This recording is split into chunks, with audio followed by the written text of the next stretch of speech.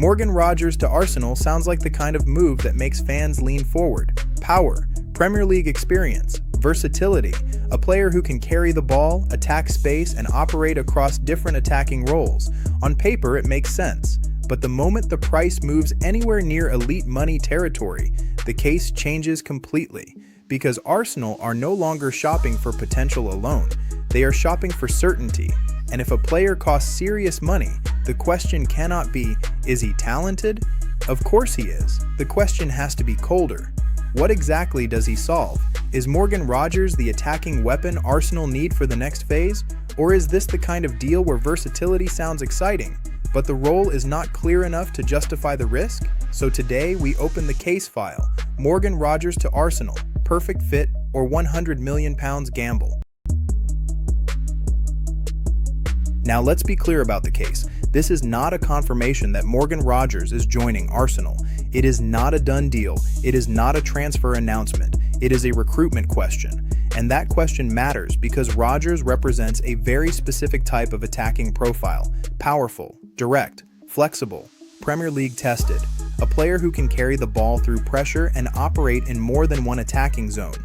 That kind of profile is naturally attractive to Arsenal, because Arteta does not just need names, he needs weapons. But when the reported price is huge, the standard changes. You cannot judge the move like a normal squad addition. You have to ask whether the player changes Arsenal enough to justify the cost, because versatility is valuable.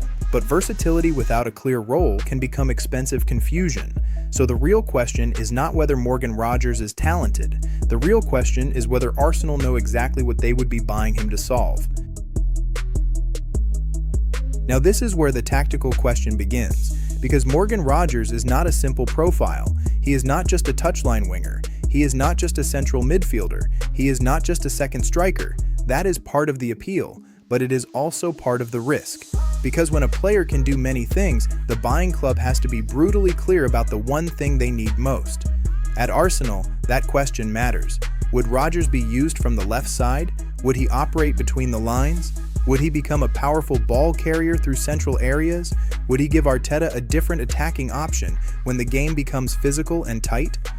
All of those ideas sound useful, but useful is not enough when the fee is high. At that level, Arsenal cannot buy a player just because he gives them possibilities. They have to know which problem he solves immediately. That is the tactical file, not whether Rogers is talented, the role.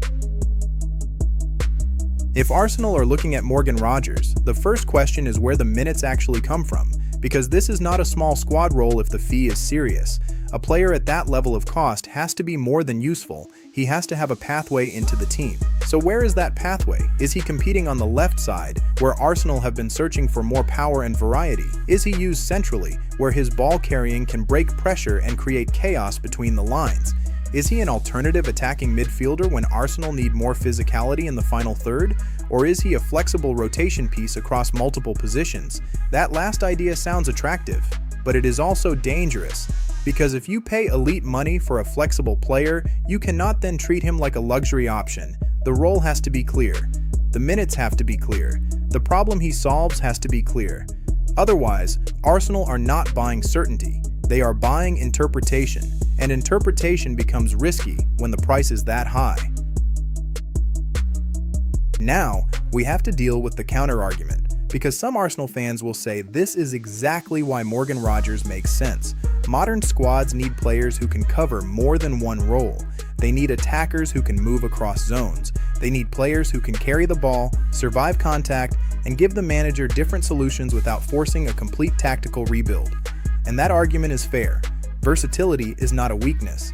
At the highest level, it can be a weapon. A player who can operate from the left, drive through central areas, and still offer power in the final third can be extremely valuable, especially across a long season, especially when injuries arrive, especially when the fixture list becomes brutal. But versatility only becomes elite when the role is still understood. If Rogers is signed as a left-sided solution, then judge him as that. If he is signed as a central carrier, then build the plan around that. If he is signed as an attacking midfielder, then be honest about who he competes with, because flexibility without definition is not strategy. It is uncertainty dressed up as depth. Now this is where the price changes everything. If Morgan Rodgers were a low-risk squad addition, the debate would be simple. Powerful profile, Premier League experience, multiple roles, useful option. But when the reported fee moves into elite territory, useful is no longer enough. At that price, Arsenal cannot buy possibility. They have to buy purpose. They cannot spend major money on a player and then spend the next 6 months trying to work out where he belongs. That is how expensive squads become confused squads, and Arsenal cannot afford that. Not now. Not at this stage of the project, because the club are not rebuilding from the floor anymore. They are trying to close the final gaps. So if Rodgers is the target, the job has to be defined before the money is spent. Is he the left-sided power profile? Is he the central ball carrier? Is he the attacking midfielder with physical edge? Or is he simply a player Arsenal like because he can do a bit of everything? That distinction matters, because at this level, he can play anywhere is not always a compliment. Sometimes it means nobody knows exactly where he must play. So here is the key question Arsenal must answer before moving any further. What is the job? Because if Morgan Rodgers is being viewed as a left-sided attacker, then the case has to be judged through that lens. Can he give Arsenal more power from the left? Can he carry the ball into dangerous areas? Can he create a different kind of threat from the one Arsenal already have? But if he is being viewed as a central player, the questions change. Can he receive between the lines? Can he connect play under pressure? Can he operate in tight spaces when opponents sit deep? Can he give Arsenal control as well as chaos? And if he is being viewed as a multi-role attacker, then Arsenal have to be even more careful. Because multi-role players are valuable only when the manager knows exactly how to use them. Otherwise, the word versatility becomes a hiding place for unclear planning, a hiding place for expensive uncertainty, a hiding place for a signing that sounds smart until the season starts and nobody knows his best role. That is the danger. Morgan Rodgers may be an excellent profile, but Arsenal cannot afford to buy the idea of him. They have to buy the function. Now we need to be fair to the other side of the case, because Morgan Rodgers is not just a risky idea. There is a genuine argument for why Arsenal would look at him seriously. He has Premier League experience. He has physical power. He can carry the ball through pressure. He gives you flexibility across attacking zones. And in modern football, that matters. A squad trying to compete on multiple fronts cannot rely on 11 perfect starters and hope nobody breaks. It needs options. It needs players who can change the shape of a game. It needs attackers who can give the manager different routes without forcing the whole system to collapse. So yes, Rodgers makes sense as a profile. The attraction is real. But attraction is not the same as justification. The question is not whether Arsenal should admire the player. The question is whether they should pay elite money for him. And that is where the case remains open. Because if the price is enormous, Arsenal need more than potential usefulness. They need certainty of purpose. So where does that leave the case? It leaves Arsenal with a very uncomfortable question. Is Morgan Rodgers a player who genuinely changes the level of the attack? Or is he a player whose versatility makes the idea feel bigger than the defined role? Because those are not the same thing. If Arsenal believe he is the left-sided power profile they have been missing, then the logic becomes clear. If they believe he can break pressure centrally and add a different physical threat between the lines, then the case becomes stronger.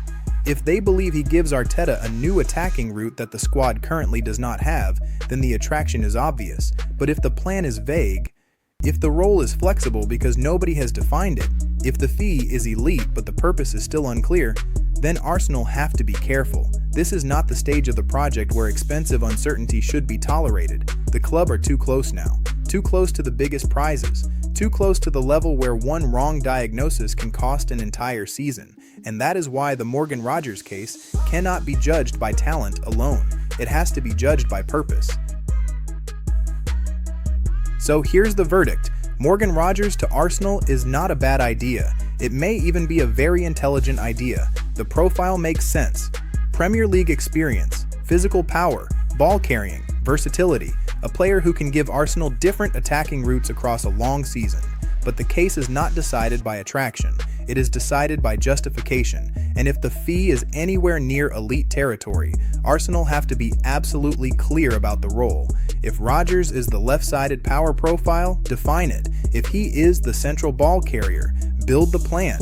If he is the multi-role attacker, explain how those minutes actually work. But Arsenal cannot spend major money just because a player feels useful. Useful is not enough at this stage. Not when the club are trying to close the final gaps. Not when every transfer has to move Arteta closer to dominance.